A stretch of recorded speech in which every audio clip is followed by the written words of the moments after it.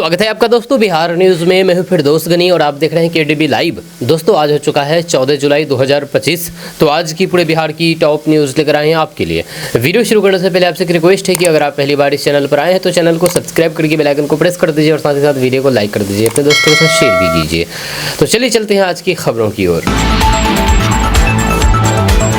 दोस्तों आज बिहार न्यूज़ की शुरुआत सबसे पहले करेंगे कि बिहार में वोटर लिस्ट रिवीजन में बड़ा खुलासा हुआ है। वोटर लिस्ट में नेपाल, बांग्लादेश और म्यांमार के लोग भी के नाम भी शामिल है। बिहार से वोटर लिस्ट रिवीजन को लेकर के बड़ी खबर सामने आई है।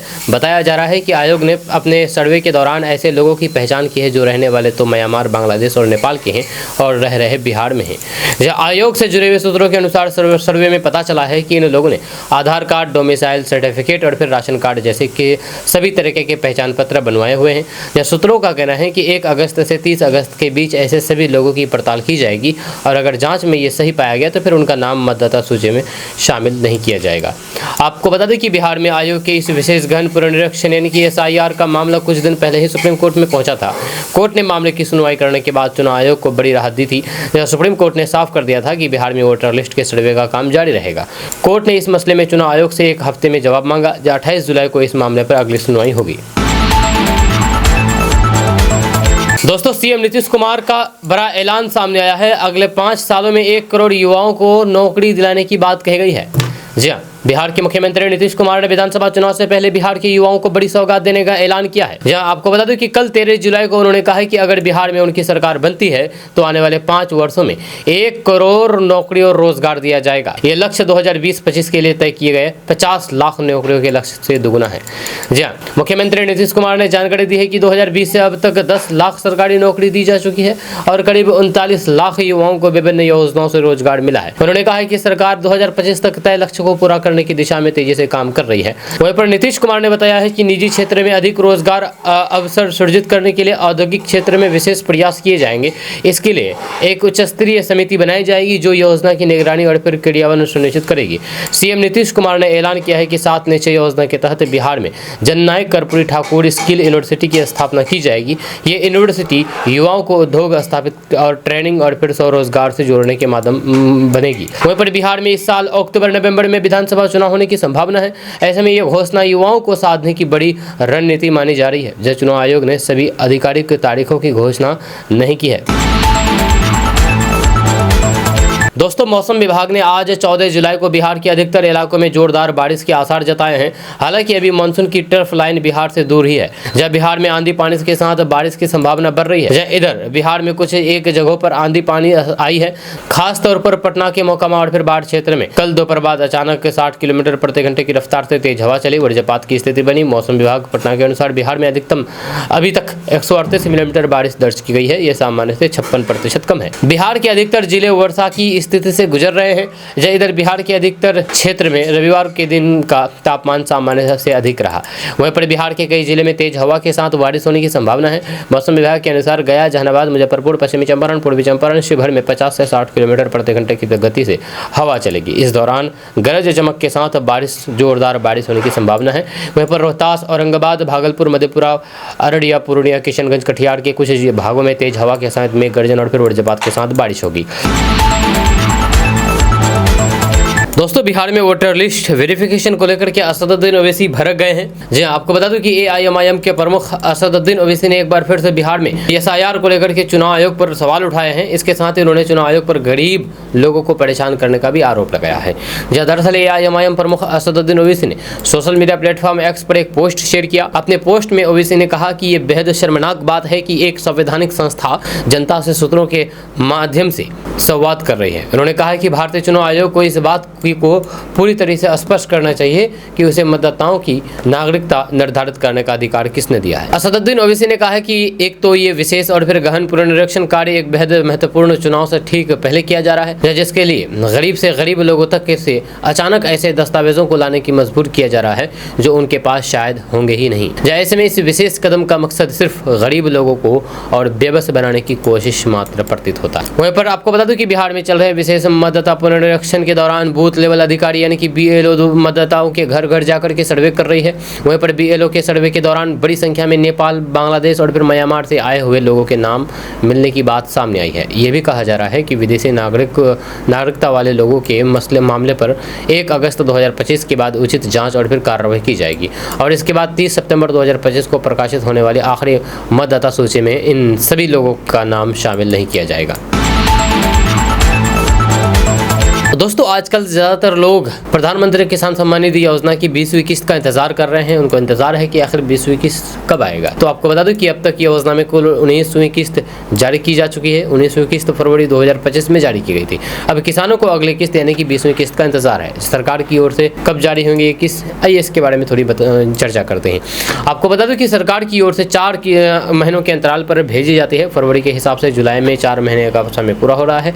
ऐसे में कयास लगाए जा रहे हैं कि जुलाई में जल्द ही अगली किस्त जारी की जा सकती है। यह किसान योजना की सभी किस्तें पीएम मोदी जारी करते हैं। 18 जुलाई को प्रधानमंत्री नरेंद्र मोदी बिहार के मोतिहारी में एक सभा को संबोधित करने वाले हैं। अनुमान है कि इस दिन ही वह अगली किस्त भी जारी कर सकते हैं। हालांकि इस बारे में फिलहाल कोई भी आधिकारिक जानकारी सामने नहीं आई है, लेकिन पिछले किस्तों के रिकॉर्ड को देखते हुए कयास यही लगाए जा रहे हैं कि पीएम मोदी बिहार से जुलाई में इस किस्त को जारी कर सकते हैं।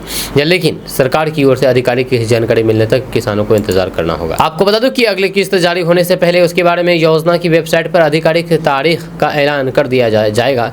किसान ऑफिशियल वेबसाइट www.pmkisan.gov.in पर जाकर के अपडेट चेक कर सकते हैं। दोस्तों, बिहार में आंगनबाड़ी केंद्रों में भी अब प्ले स्कूल की तरह कक्षाएं चलेगी, जब घंटी भी बजेगी, हर दिन 3 कक्षाएं चलेगी, जब बच्चों की हाजिरी भी बनेगी। अगस्त के दूसरे या फिर तीसरे सप्ताह से व्यवस्था लागू करने की तैयारी है। कक्षाओं को प्ले स्कूल और फिर केंद्रीय विद्यालय में चल रही बाल वाटिका की तरह बनाया जा रहा है। इससे बच्चे की पढ़ाई में रुचि बढ़ेगी और फिर बेहतर मानव संसाधन तैयार हो सकेगा। इसकी तैयारी समेकित बाल विकास सेवाएं निदेशालय ने शुरू कर दी है। अब तक इन केंद्रों को केवल पोषण सामग्री वितरण केंद्र के रूप में जाना जाता था, जहाँ अब पोषण के साथ पढ़ाई भी होगी। यह हर केंद्र के बच्चों को 3 से 4, 4 से 5 और 5 से 6 आयु वर्गों में बांटा गया है।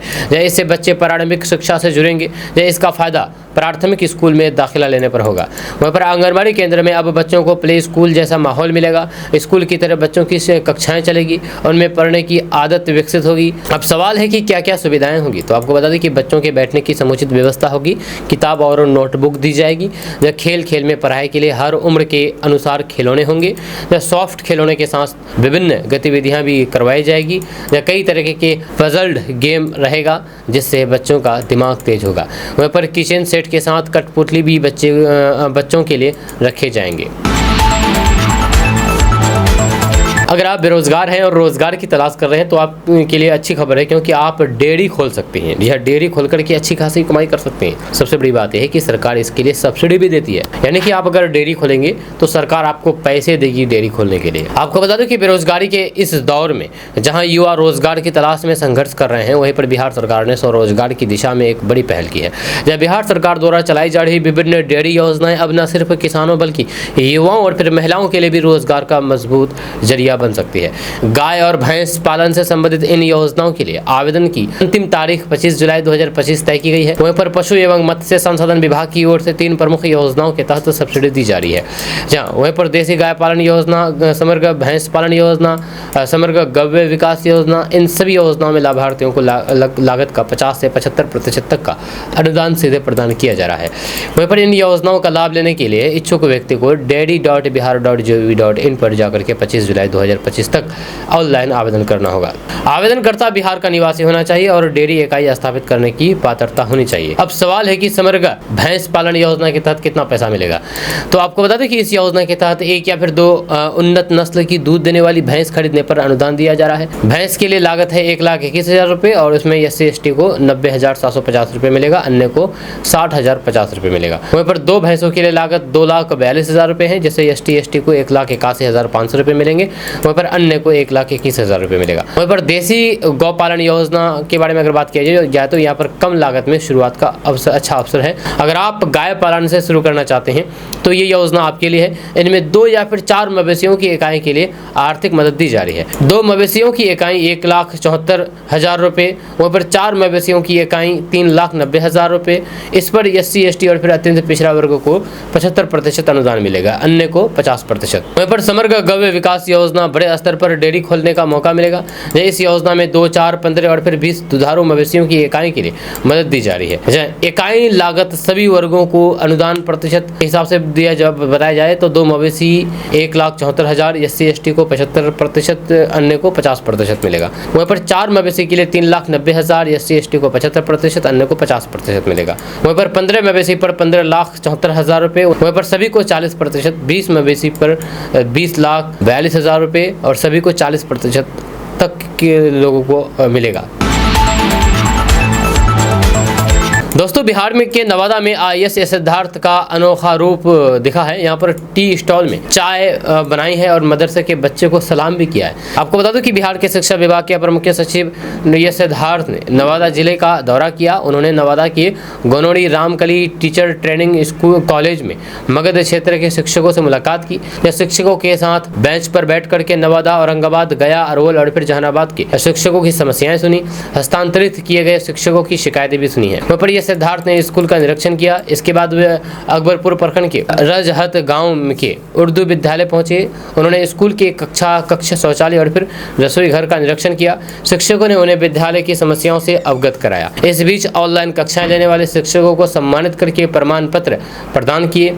ये कदम शिक्षा के डिजिटलीकरण को बढ़ावा देने के प्रति उनकी प्रतिबद्धता को दर्शाता है। जहाँ अपने दौर के दौरान डॉक्टर सिद्धार्थ ने राजहट गाँव के एक उर्दू स्कूल का निरीक्षण किया। उन्होंने कक्षाओं, स्नान घरों और फिर रसोई का निरीक्षण किया और सभी व्यवस्थाएं संतोषजनक पाई है।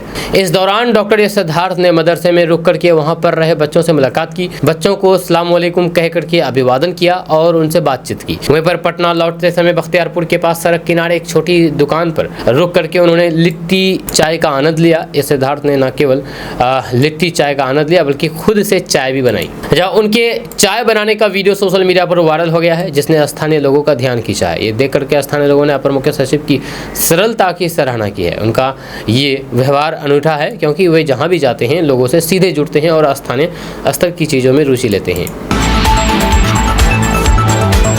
दोस्तों, पूर्णिया वासियों के लिए अच्छी खबर और बड़ी खबर है कि पूर्णिया में NH 107 का चौड़ीकरण और सुदृढ़ीकरण किया जाएगा। जब सरकार ने मंजूरी कर ली है और 25 करोड़ रुपए की लागत से NH 107 का चौड़ीकरण और सुदृढ़ीकरण किया जाएगा। आपको बता दें कि बिहार के उप मुख्यमंत्री सम्राट चौधरी ने बताया है कि पूर्णिया जिले के पथ प्रमंडल के अंतर्गत NH 107 के चेथरिया पीर चौक से चंपानगर भाया धनहरा कुम्हारटोला जंगेली गजनी तक कुल 653 किलोमीटर सड़क के चौड़ीकरण और फिर मजबूतीकरण कार्य को प्रशासनिक स्वीकृति प्रदान की गई है। इस परियोजना पर कुल 25 करोड़ लागत आएगी। सम्राट चौधरी ने कहा है कि पूर्णिया जिले के ग्रामीण एवं अर्ध शहरी क्षेत्र के लिए महत्वपूर्ण ये मार्ग वर्तमान में संकट स्थिति में है। इसके सड़क चौड़ीकरण मजबूतीकरण से ये मार्ग यातायात के लिए अनुकूल बनेगा। दोस्तों, बापू की कर्मभूमि मोतिहारी में राष्ट्रीय पिता महात्मा गांधी के परपौत्र तुषार गांधी के साथ बड़ा अपमान हुआ है। तुरकोलिया पंचायत भवन में आम लोगों को संबोधित करते समय मुखिया विनय कुमार शाह से कहासुनी के बाद उन्हें सभा से वापस भेज दिया गया। इस दौरान कई स्थानीय लोगों ने मुखिया को समझाने की कोशिश भी की, लेकिन विवाद नहीं रुका। जानकारी के अनुसार तुषार गांधी ने 12 जुलाई से भीतर हवा आश्रम से बदलाव यात्रा की शुरुआत की, या पद यात्रा। इसी क्रम में वे तुर्किया पहुंचे और फिर ऐतिहासिक नीम का पेड़ देखने के बाद पंचायत भवन में सभा को संबोधित करने के लिए। इस दौरान जब उन्होंने महागठबंधन का परोक्ष समर्थन करते हुए बिहार में बदलाव की बात की तो मुखिया आग बबूला हो गया और तुषार गांधी को सभा से अपमानित करके बाहर निकाल दिया गया। यह बताया जा रहा है कि तुषार गांधी के साथ चल रहे एक सहयोगी ने जैसे ही नीतीश सरकार बदलने की बात कही तो मुखिया विनय साहब भड़क उठे और तीखी टिप्पणियां करने लगे। जहाँ इस घटना के बाद तुषार गांधी ने प्रतिक्रिया देते हुए कहा कि हमें बदतमीजी तक कहा गया और अपमानित किया गया है, लेकिन हम इससे डरने वाले नहीं हैं। बिहार में बदलाव के लिए हमारी यात्रा जारी रहेगी। दोस्तों, चुनाव आयोग पर तेजस्वी यादव ने जम करके हमला बोला है। आपको बता दें कि चुनाव आयोग बिहार में मतदाता सूची का पुनर्निरीक्षण करा रहे हैं, जिसके तहत मतगणना प्रपत्र भरे जा रहे हैं। 25 जून से 26 जुलाई तक प्रपत्र भरने की अवधि है, जिसे लेकर के रविवार को महागठबंधन की प्रेस वार्ता आयोजित की गई थी। इस दौरान पटना के एक पत्रकार ने तेजस्वी यादव से सवाल किया है कि सूत्रों के हवाले से ये खबर सामने आ रही है कि बिहार के वोटर लिस्ट में बड़ी संख्या में विदेशी नागरिकों के नाम शामिल है, जिसमें म्यांमार, नेपाल और फिर बांग्लादेश के नागरिक शामिल है। पत्रकार के इस सवाल को सुनते ही तेजस्वी यादव ने पूछा है कि यह खबर कहां से आई है। पत्रकार ने बताया है कि सूत्रों के हवाले से खबर है। इतना सुनते ही तेजस्वी यादव कहने लगे कि चुनाव आयोग की ओर से कोई डॉक्यूमेंट या फिर प्रेस नोट या ऐसी कोई बात आई है, कहां से ये खबर आई है? सूत्र से ये खबर आई है, तो फिर हम ऐसे सूत्रों को मूत्र समझते हैं। उन्होंने चुनाव आयोग के सूत्रों को मूत्र बता डाला है। जब तेजस्वी यादव ने अपने सोशल मीडिया अकाउंट एक्स पर पीसी का वीडियो अपलोड करते हुए लिखा है कि चुनाव आयोग स्वयं सामने आने की बजाय सूत्रों के हवाले से खबर प्लॉट करवा रहे हैं, ताकि इसकी आड़ में खेला कर सके। ये वही सूत्र है जो ऑपरेशन सिंदूर के दौरान इस्लामाबाद, लाहौर और कराची पर कब्जा कर चुके थे। इसलिए हम ऐसे सूत्र को मूत्र समझते हैं। मूत्र यानी कि अपशिष्ट पदार्थ जो दुर्गंध फैलाता है। जैसे पूर्व चुनाव आयोग ने बताया था कि जब फाइनल वोटर लिस्ट बनेगा तब ऐसे विदेशियों के नाम हटाया जाएगा, चाहे इसके पास वोटर कार्ड, आधार कार्ड या फिर राशन कार्ड ही क्यों ना हो। चुनाव आयोग के इस बयान पर तेजस्वी यादव ने कहा कि यदि 1% मतदाता का नाम यदि हटाया गया तो फिर 7,90,000 वोटरों का नाम कट जाएगा। बिहार में 7,90,00,000 मतदाता है, जहाँ यदि एक बूथ पर 10 मतदाता का नाम कटता है तब 3,200 वोटरों का नाम काटा जाएगा, जिसका सीधा असर बिहार विधानसभा चुनाव के नतीजों पर पड़ेगा। दोस्तों, तेजस्वी यादव के मूत्र वाले बयान पर सियासत तेज हो चुकी है। बीजेपी प्रवक्ता नीरज कुमार ने पलटवार कर दिया है। बीजेपी प्रवक्ता नीरज कुमार ने कहा है कि ये हार की बौखलाहट है। तेजस्वी यादव माफी मांगे नहीं तो फिर जनता चुनाव में जवाब देगी। जैसे जैसे बिहार विधानसभा चुनाव नजदीक आते जा रहे हैं, वैसे वैसे चुनाव नेताओं के जुबान से जहरीले बयानों में तेजी आती जा रही है। जब बात बात पर मुख्यमंत्री नीतीश कुमार को कानून व्यवस्था और फिर अन्य मुद्दों पर सवालों के कटघरे में खड़ा करने वाले तेजस्वी यादव ने हद कर दी। उन्होंने चुनाव आयोग के सूत्रों को मूत्र करार दिया, जब कहा कि जो ऑपरेशन सिंदूर के समय पाकिस्तान की कराची और इस्लामाबाद पर कब्जे की बात कर रहे थे, उन्हें सूत्र नहीं मूत्र समझते हैं। उन्होंने चुनाव आयोग पर सूत्रों से खबर प्लॉट कराने का आरोप लगाया। तेजस्वी यादव ने अपने बयान की क्लिप सोशल मीडिया पर भी शेयर की, जो आपको बताया गया पहले ही। वहीं पर इसके जवाब में बीजेपी प्रवक्ता नीरज कुमार ने कहा कि ये तेजस्वी यादव की हार की बौखलाहट बोल रही है। जब तेजस्वी यादव की हिम्मत देखिए, पहले वक्फ बिल को कूड़ेदान में फेंका, अब चुनाव आयोग के सूत्रों को मूत्र बताया। आरजेडी का असली चेहरा है संवैधानिक संस्थानों का अपमान करना, लोकतंत्र पर थूकना। दरअसल तेजस्वी की ये गंदी भाषा उनकी हार की बौखलाहट है, क्योंकि बिहार की जनता ने उनकी नकारात्मक राजनीति को नकार दिया है। चुनाव आयोग के निष्पक्षता पर सवाल उठाने वाले तेजस्वी क्या बिहार को फिर से जंगल राज की आग में झोंकना चाहते हैं? माफी मांगे, वरना जनता सड़क पर आओ और फिर चुनाव में जवाब देगी। दोस्तों, एनडीए में शामिल जीतन राम मांझी ने सोशल मीडिया के जरिए कांग्रेस और आरजेडी पर कल जम करके निशाना साधा। उन्होंने आरजेडी सुप्रीमो लालू प्रसाद यादव के उनके पुत्र तेजस्वी की एक तस्वीर पोस्ट करते हुए जंगल राज की याद दिलाई है। बयान जारी करके जीतन राम मांझी ने कहा है कि लालू प्रसाद अपने बेटे तेजस्वी यादव को बिहार का मुख्यमंत्री बनाने का सपना पाले बैठे हैं। उन्होंने कहा है कि लालू ने जंगल राज के अपने युवराज तेजस्वी को स्पष्ट संदेश दे रखा है कि जिस तरह उन्होंने खुद चारा खाया, उसी तरह तेजस्वी यादव बिहार का भाईचारा खा जाए। हालांकि उनका यह सपना बिहार की जनता कभी भी सच होने नहीं देगी। जीतन राम मांझी ने एक्स पर लिखा है कि जंगल राज के परम परमेश्वर की कृपा से जंगल राज के महाराजा ने दोस्तों, वीआईपी के प्रमुख और बिहार के पूर्व मंत्री मुकेश सहनी ने महागठबंधन के संयुक्त प्रेस वार्ता में एक बार फिर से चुनाव आयोग से मतदाता परीक्षण का कार्य रोकने की मांग की है। उन्होंने कहा कि हमें भाजपा से उम्मीद नहीं है, लेकिन उनके सहयोगी पार्टियों से उम्मीद है कि वे इस मतदाता परीक्षण का विरोध करें। नोटबंदी के बाद जिस तरह से पूरे देश की जनता परेशान थी, उसी तरह इस वोटबंदी के बाद बिहार की जनता परेशान है। उन्होंने इसे जल्दबाजी में लिया गया फैसला बताते हुए कहा कि इससे गरीब और फिर पिछड़ों की परेशानी बढ़ गई है। मुकेश सहनी ने कहा कि बिहार जागरूक राज्य है, लेकिन यहाँ के लोगों का वोटर लिस्ट से नाम काटने की रणनीति बनाई गई है। आज बीएलओ परेशान हैं, जो सत्यापन के लिए फॉर्म जमा कर रहे हैं, उन्हें कोई भी कोई पावती नहीं मिल पा रही है। वीआईपी प्रमुख मुकेश सहनी ने कहा है कि हम लोग मतदाता परीक्षण को सही समय में कराने के पक्ष में हैं। इसे लोकसभा चुनाव के तुरंत बाद कराया जा सकता था या फिर विधानसभा चुनाव के बाद भी कराया हो सकता था। उन्होंने सवाल उठाया है कि आखिर विधानसभा चुनाव के पहले इसकी क्या जरूरत पड़ी, क्यों पड़ी। उन्होंने कहा है कि जनता परेशान रही है, बिहार में मतदाता परीक्षण गलत तरीके से हो रहा है। उन्होंने खुद का उदाहरण देते हुए कहा कि मैं पटना में हूं, लेकिन मेरा पेपर जमा हो गया है। जब ये मेरे साथ हो सकता है तो फिर किसी और के साथ भी हो सकता है, इसमें कौन सी बड़ी बात है। दोस्तों, बिहार में चल रहे वोटर लिस्ट के विशेष गहन पुनरीक्षण को लेकर के सियासत गर्म है, जहां आरजेडी नेता तेजस्वी यादव और राज्यसभा सांसद कपिल सिब्बल ने चुनाव आयोग पर गंभीर आरोप लगाते हुए इसे एक राजनीतिक साजिश बताया। तेजस्वी यादव ने एसआईआर प्रक्रिया को सिर्फ दिखावा बताते हुए कहा कि चुनाव आयोग दावा कर रहे हैं कि 80% से अधिक लोगों ने फॉर्म जमा कर दिया है, जबकि मेरा खुद का फॉर्म अभी नहीं भरा गया है। ये आंकड़ा पूरी तरीके से झूठा है। तेजस्वी यादव ने आरोप लगाया है कि बीएलओ और फिर आम मतदाता खुद कंफ्यूज हैं। जहां वहीं पर नेपाली, बांग्लादेशी, बिहार वोटर रिवीजन में बड़ी संख्या में विदेशी नागरिक पाए गए। तेजस्वी यादव ने केंद्र सरकार पर निशाना साधते हुए कहा कि चुनाव आयोग बीजेपी की सेल की तरह काम कर रहा है। अगर ये कहा जा रहा है कि वोटर लिस्ट में नेपाल, बांग्लादेश और फिर म्यांमार के लोग हैं, तो फिर क्या ये सब मोदी को वोट देने के लिए आए थे, या फिर तो अब तक हुए सारे चुनाव फर्जी थे। दोस्तों, बिहार में विधानसभा चुनाव 2025 की तैयारी शुरू हो गई है। वोटर लिस्ट को अपडेट करने का काम चल रहा है।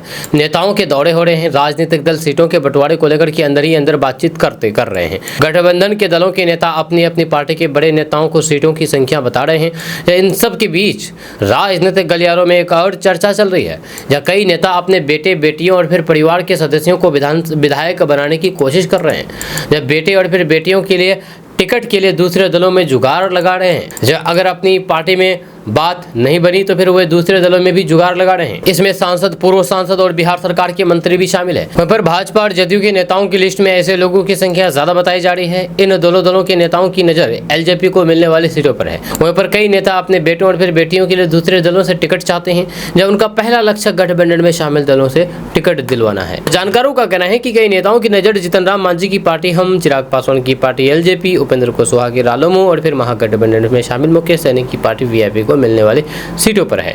वहीं पर भाजपा और फिर जदयू के कई नेता भी इस काम में लगे हुए हैं। हालांकि भाजपा और जदयू के कुछ नेताओं ने इसका खंडन भी किया है, लेकिन इस खंडन को भी एक संकेत के तौर पर भी देखा जा रहा है। एक चर्चा ये भी है कि भाजपा के एक पूर्व सांसद खुद विधानसभा चुनाव लड़ना चाहते हैं, वहीं पर उनके बेटे किसी और दल से चुनाव लड़ सकते हैं। दोस्तों, वोटर लिस्ट पुनरीक्षण पर बिहार कांग्रेस का चुनाव आयोग पर जबरदस्त हमला है। जहां प्रदेश अध्यक्ष राजेश कुमार ने खुली चुनौती दे दी है। आपको बता दें कि बिहार प्रदेश कांग्रेस अध्यक्ष राजेश कुमार ने मतदाता सूची के विशेष गहन पुनरीक्षण अभियान को लेकर के चुनाव आयोग के दावे पर सवाल उठाते हुए उसे खुली चुनौती दे दी है। जब कांग्रेस ने आरोप लगाया है कि पुनरीक्षण कार्य में भारी अनियमितताएं बरती जा रही है और फिर आयोग के 80% फॉर्म एकत्रित कर लिए गए हैं, उनके दावे निराधार हैं। राजेश कुमार ने एक प्रेस कॉन्फ्रेंस में कहा कि चुनाव आयोग को अपने दावे का प्रमाण देते हुए ये बताना चाहिए कि अब तक कितने फॉर्म अपलोड किए गए हैं। उन्होंने स्पष्ट रूप से कहा है कि मेरा दावा है कि आपके एक भी बीएलओ मतदाता के दरवाजे पर या फिर किसी खुले स्थान पर काम करते नहीं दिख रहे हैं। वहीं पर कांग्रेस अध्यक्ष ने उन वायरल वीडियो और फिर तस्वीरों का भी जिक्र किया है जिसमें मतदाता पुनरीक्षण के फॉर्म सड़कों पर या फिर खुले में पड़े हुए दिखाई दे रहे हैं। उन्होंने तीखे लहजे में सवाल किया है कि सड़क पर मतदाता पुनरीक्षण का फॉर्म जिस तरह से सड़क पर फेंका हुआ दिख रहा है, बीएलओ सड़क पर कब दिखेंगे। वहीं पर राजेश कुमार ने चुनाव आयोग पर बिहार में मतदाता पुनरीक्षण के मामले में लापरवाही और फिर पारदर्शिता की कमी का आरोप लगाया है। दोस्तों, प्रशांत किशोर ने बिहार में अवैध प्रवासियों पर सवाल उठाए हैं। जब बिहार में जनसुराज पार्टी के नेता प्रशांत किशोर ने एक प्रेस कॉन्फ्रेंस के दौरान चुनाव आयोग और फिर नीतीश कुमार की सरकार पर तीखे सवाल उठाए हैं। उन्होंने कहा है कि यदि आयोग ये स्वीकार करता है कि बिहार में बड़ी संख्या में नेपाली और फिर बांग्लादेशी नागरिक मौजूद हैं, तो फिर ये न केवल सुरक्षा के लिहाज से गंभीर चिंता का विषय है, बल्कि लोकतांत्रिक प्रक्रिया में पर भी सवाल उठाता है। वहीं पर प्रशांत किशोर ने बताया है कि चुनाव आयोग ने मतदाता सूची के पुनरीक्षण की प्रक्रिया शुरू कर दी है। यदि आयोग मानता है कि इसमें विदेशी नागरिक शामिल है, तो फिर ये लोकतंत्र के लिए एक बड़ा खतरा है। उन्होंने ये भी पूछा है कि क्या इसका मतलब ये है कि पिछले विधानसभा चुनाव में भी विदेशी नागरिकों की संख्या अधिक थी। यदि ऐसा है तो फिर इससे चुनाव की निष्पक्षता पर भी सवाल गंभीर सवाल उठते हैं। वहीं पर प्रशांत किशोर ने यह भी सवाल उठाया है कि जब बिहार में भाजपा नीतीश की सरकार है तो फिर अवैध रूप से रहने वाले लोग कैसे यहाँ पर रह रहे हैं। उन्होंने कहा है कि इन लोगों को रहने सुविधाएं पाने और फिर वोट डालने का अधिकार किसने दिया है। उन्होंने आरोप लगाया है कि पुलिस प्रशासन इस मामले में पूरी तरह से असफल रहा है और सरकार को यह स्पष्ट करना चाहिए कि इन विदेशी नागरिकों को कैसे स्थान मिला। वहीं पर प्रशांत किशोर ने यह भी कहा है कि जनता को सच्चाई से दूर किया जा रहा है। उन्होंने कहा है कि जब सरकारी तंत्र ही अवैध प्रवासियों को अनुमति देता है तो फिर आम जनता कैसे विश्वास कर सकती है कि बिहार की सुरक्षा और फिर लोकतांत्रिक प्रक्रिया सुरक्षित है। उन्होंने नीतीश कुमार सरकार से मांग की है कि इस मामले में पारदर्शिता लानी चाहिए और जनता को बताना चाहिए कि अब तक क्या कार्रवाई की गई है। बिहार अल्पसंख्यक आयोग के अध्यक्ष मौलाना गुलाम रसूल बलियावी का आगमन हुआ। अल्पसंख्यक आयोग के अध्यक्ष मौलाना गुलाम रसूल बलियावी का जदयू प्रखंड अध्यक्ष जलाल कादरी मुखिया नावेद उर्फ रॉकी ने भव्य स्वागत किया। गुलाम रसूल बलियावी ने क्षेत्र की समस्याओं से अवगत होते हुए कहा कि इन समस्याओं के समाधान के लिए आगे चर्चा की जाएगी। जहाँ किशनगंज के पोठिया प्रखंड क्षेत्र के विभिन्न पंचायत से आए मदरसा कमेटी, कब्रिस्तान कमेटी एवं क्षेत्र के ग्रामीणों की समस्याओं को उन्होंने सुना एवं निदान किए जाने का भरोसा दिलाया है। अल्पसंख्यक आयोग के अध्यक्ष मौलाना गुलाम रसूल बलियावी ने कहा है कि आपके क्षेत्र के मस्जिदों, कब्रिस्तान, ईदगाह अल्पसंख्यकों के लिए चलाई जा रही विभिन्न योजनाओं में अगर कोई भी समस्या हो तो फिर मुझे सीधे अवगत करवाएं। दोस्तों, बिहार में पर्यटन को नई ऊंचाइयों तक ले जाने के लिए बिहार पर्यटन विभाग और केंद्र सरकार मिलकर के अब हेलीकॉप्टर सेवा शुरू करने की तैयारी कर रहे हैं। इस पहल से देश और विदेश के पर्यटकों को बिहार के प्रमुख पर्यटन स्थलों की सैर हवाई मार्ग से करने का अवसर मिलेगा। इससे उनके समय की बचत होगी और यात्रा अधिक सुविधाजनक बनेगी। जब पहले चरण में ये सेवा पटना से गया, बोधगया, राजगीर और फिर वाल्मीकि टाइगर रिजर्व के लिए शुरू होगी। बिहार की राजधानी पटना और प्रमुख पर्यटन केंद्र यहीं से ही हेलीकॉप्टर सेवा शुरू होगी।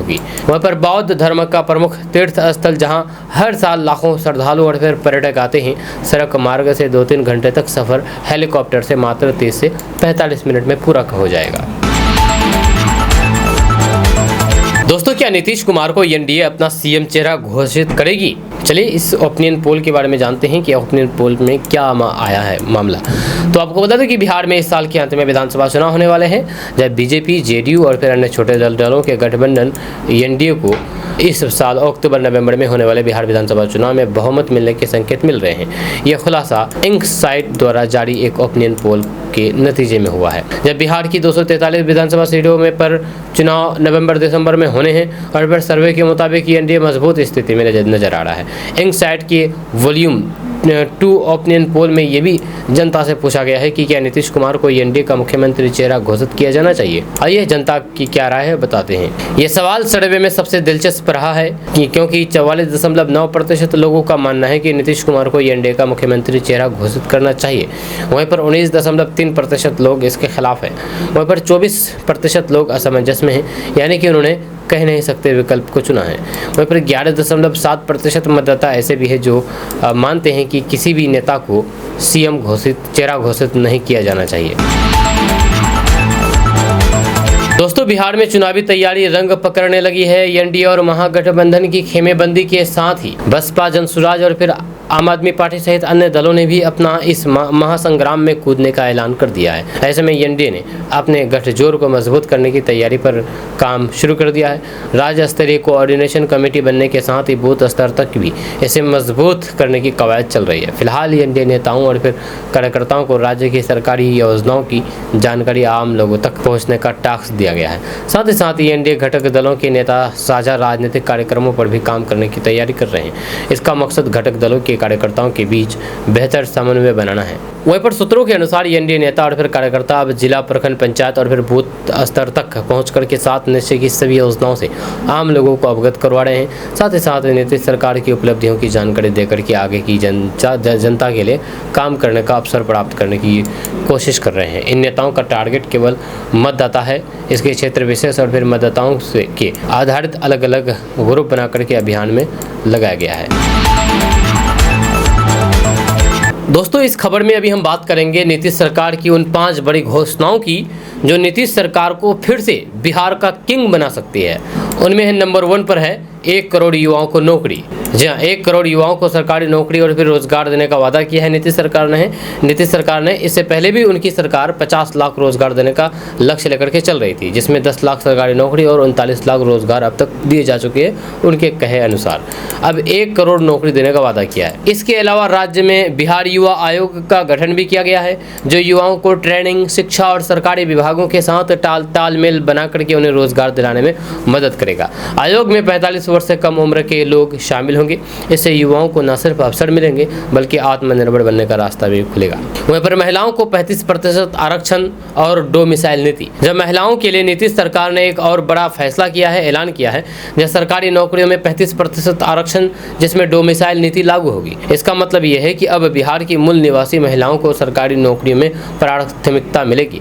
जब इससे पहले भी राज्य सरकार ने महिलाओं के लिए कई योजनाएं शुरू की थी। वहीं पर बिहार में 3 करोड़ 64 लाख महिला वोटर्स हैं और फिर ऐसे में ये फैसला सीधी चुनावी समीकरणों को प्रभावित कर सकता है। इससे महिलाओं में आत्मविश्वास बढ़ेगा और रोजगार के नए अवसर मिलेंगे। वहीं पर किसानों को खुश करने के लिए सरकार ने कई बड़े फैसले किए हैं। डीजल अनुदान योजना के तहत किसानों को सिंचाई के लिए प्रति एकड़ 2250 रुपये तक की सब्सिडी मिलेगी और एक किसान को 8 एकड़ तक लाभ मिलेगा। इसके अलावा 8 एकड़ तक लाभ मिलेगा। जी हाँ, विधानसभा चुनाव से पहले पेंशन को लेकर के लिया गया फैसला भी बड़ा अवसर डाल सकता है। वृद्धावस्था, विधवा और फिर दिव्यांग पेंशन को 3 गुना बढ़ा करके 400 रुपये से 1100 रुपये प्रतिमाह कर दिया गया है। ये फैसला तुरंत लागू कर दिया गया है और फिर जुलाई से ही 1 करोड़ 9 लाख लोगों को खाते में बढ़ी हुई पेंशन आनी शुरू हो जाएगी। तो ये ऐसे फैसले थे, ऐसे ऐलान था जिससे नीतीश कुमार को फिर से गद्दी में लाने के लिए शायद कारगर साबित होंगे।